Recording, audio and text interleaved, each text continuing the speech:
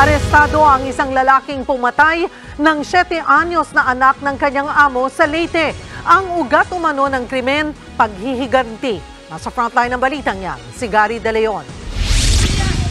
Sunod-sunod na sipa ang inabot ng lalaki ito sa Kalubian, Leyte. Ang sumisipa sa kanya, babaeng kaanak ng 7 anyos na si Aaron Bergra, na pinatay sa sakal umano ng lalaki. Kinilala ang suspect na si Kevin Lapu-Lapu na nagtatrabaho bilang helper sa pamilya ng biktima. Si Lapu-Lapu ang lumabas na pangunahing suspect matapos makunan sa CCTV na kasama niya ang biktima nang mapaulat itong nawawala nitong Huwebes. Kinabukasan araw ng Biyernes ay nadiskubre ang wala ng buhay na bata sa isang damuhan. Agad inaresto ng mga pulis ang suspect na aminado sa krimen.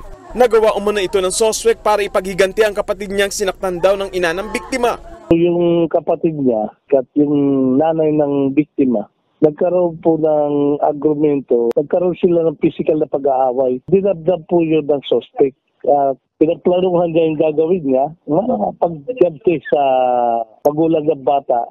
Kwento naman ng ina ng biktima na si Bernadette na eksklusibong humarap sa News 5. Dati nang sinaktan ni Lapu-Lapu ang isa pa niyang anak. Ito raw ang naging ugat ng pagtatalo na nauwi sa pananakit niya sa kapatid ng suspect. Hindi ko po siya pinagsusuntok. Wala akong maraming salita. Isang beses ko lang siyang sinuntok. Sabi ko, sinabihan ko na kayo, nag-warning na ko sa inyo, hindi nyo na pwedeng uulitin sa ano kasi grabe na yung bigay nyo sa kanya nila na sakit. 5 buwan na raw nagtatrabaho sa kanila bilang helper si Lapu-Lapu na tinanggap daw nila kahit na-discover nilang may kaso siya sa illegal na droga sa Maynila.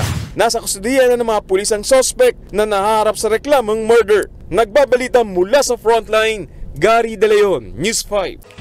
Mga kapatid, Cheryl Cosim po. Iba na ang may alam at may pakialam sa panahon ngayon. Para sa tuloy-tuloy na balitaan sa Frontline, mag-follow at mag-subscribe sa social media pages ng News 5.